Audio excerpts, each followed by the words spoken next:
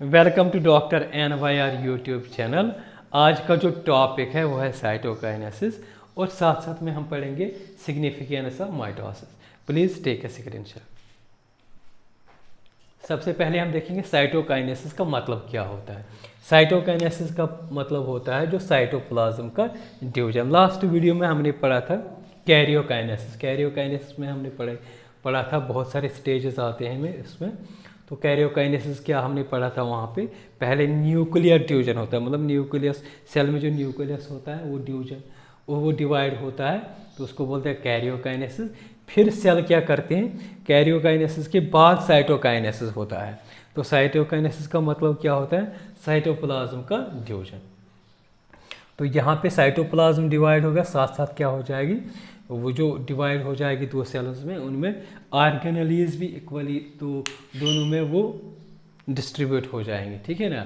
तो अगर हम देखेंगे ये कहाँ स्टार्ट होता है, लास्ट टाइम पे हमने देखा था जो टीलोफेज जो होता है, ये किसका स्टेज होता है, कैरियोकाइनेसिस का। तो यही से एक जो होता है क्लेवेज फरो जो होता है वो स्टार्ट बनने लगा था वो टीलोफेज में। ये मैंने यहाँ पे टीलोफेज का थोड़ा सा दिखाया। तो ये जो यहाँ पे जो कंस्ट्रक्टर हो गए ना, ये साइटो मतलब ये कंस्ट्रक्टर क्या होता है, प्लाज्मा मेम्ब्रेन का पोर्शन ही कंस्ट्रक्टर होता है यहाँ पे, ठीक है ना। उसी को बोलते हैं क्लेवेज फ्रो। तो इसी से क्या होता है, मतलब यही और अंदर चला जाता है और चैनल अंदर चला जाता है, जिससे क्या होता है साइटोप्लाज्म जो होता है डिवाइड हो जाता है और सेल दो आइडेंटिकल सेल्स में डिवीजन होता है। तो अगर हम देखेंगे एक्टिन फिलामेंटस जो हमने पढ़े थे, एक्टिन माइक्रोफिलामेंटस जो होते हैं ये बिल्कुल प्रेजेंट होते हैं प्लाज्मा मेम्ब्रेन के नीचे। तो ये क्या करते हैं, ये फॉर्म करते हैं कंट्रैक्टाइल रिंग। मतलब ये प्लाज्मा मेम्ब्रेन हो गए ना, ये बिल्कुल यहाँ पे क्या होते हैं एक्टिन माइक्रोफिलामेंट्स, ठीक है ना। तो ये क्या बनाते हैं, कंट्रैक्टाइल रिंग, ठीक है ना। तो इस कंट्रैक्टाइल रिंग क्या करते हैं, ये क्या करते हैं, ये जो प्लाज्मा मेम्ब्रेन जो होता है जहाँ पे क्लेवेज फरो हो, तो इसको मतलब पुल कर देता अनर, मतलब अदर की तरह इस साइड कर देता, इन साइड मतलब इस तरीके से, जिससे क्या होता है ये जो सेल जो होती है पेरेंट सेल की बात करते हैं, ये दो मतलब आइडेंटिकल डॉटर सेल में डिवाइड हो जाएगी। तो ये जो होता है ये क्लेवेज फरो जो होता है ये एनिमल सेल में होता है, ठीक है ना। माइटोसिस जब हम पढ़ते हैं तो अलग प्लांट्स में भी मतलब थोड़ा डिफरेंट होता है और एनिमल्स में डिफरेंट होता है। अगर हम प्लांट्स में देखेंगे, प्लांट्स में क्या होता है, जो वाल फॉर्मेशन अगर हम देखेंगे, प्लांट सेल का जो फर्स्ट लेयर जो होता है, पहला वाला आउटर मोस्ट लेयर जो होता है वो होता है सेल वाल। तो सेल वाल की ही फॉर्मेशन होनी चाहिए। तो सेल वाल जो होता है, सेल वाल की फॉर्मेशन कहाँ से हो जाती है, सेल प्लेट से। मतलब ये पेरेंट सेल है, तो ये क्या होता है, तो इस तरीके से जो होता है ये वाला जो होता है यहाँ पे, यहाँ यहीं से क्या हो जाता है, ये सेल प्लेट है, ठीक है ना। तो यही जब सेल प्लेट जो होता है ये क्या होता है, असल में क्या होता है, ये जो मिडिल लेमला हमने पढ़ा था सेल में, तो वो क्या होता है, एक लेयर होती है बीच में, मतलब दो आइडेंटिकल सेल्स के बीच, एडजेसेंट सेल्स के बीच में ये मिडिल लेयर प्रेजेंट होता है। तो इसी से यही ओरिजिन होता है मतलब साइटोप्लाज्म का, यही से साइटोप्लाज्म एक प्लांट सेल जो होती है वो डिवाइड हो जाती है, ठीक है ना। तो यहाँ पे क्या होता है, तो ये दो डॉटर सेल्स में ये डिवाइड हो जाती है। तो जब साइटोकाइनेसिस हो जाती है तो उसमें क्या होता है, उसके बाद क्या होता है, जितने मतलब अगर हम देखेंगे माइटोकॉन्ड्रिया प्लास्टिडस हो गए, ये क्या हो जाएंगे, ये डिस्ट्रीब्यूट हो जाएंगे डॉटर सेल्स में।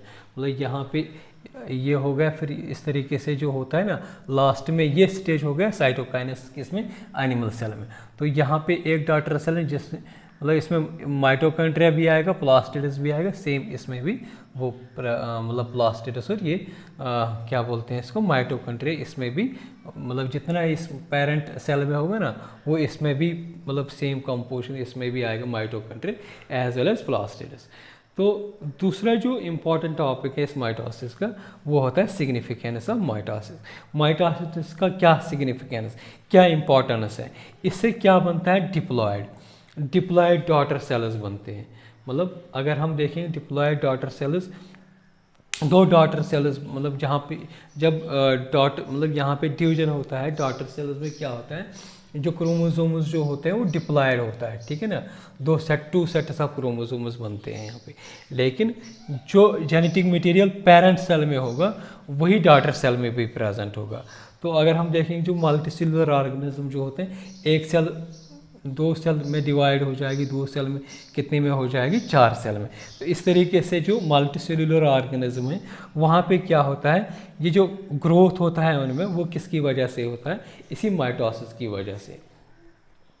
दूसरा इसकी इम्पोर्टेंस क्या होता है, जब हमने पढ़ा था मेटाफेज में, मेटाफेज में क्या आते हैं, क्रोमोसोम्स जो होते हैं, डिप्लॉयड क्रोमोसोम्स जो होते हैं, इस तरीके से ये हैप्लॉयड क्रोमोसोम्स हो गई, ठीक है ना, टू सेट्स ऑफ क्रोमोसोम्स जो होते हैं इसको बोलते हैं 2n, मतलब डिप्लॉयड, ठीक है ना।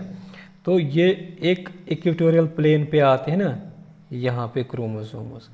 सपोज कोई क्रोमोसोम मतलब सेल क्या करती हैं, दूसरे स्टेज जाने से पहले क्या करती हैं, इंश्योर करते हैं पूरे जो क्रोमोसोम्स जो होते हैं इस इक्वेटोरियल प्लेट या मेटाफेजिक प्लेट पे आ जाए।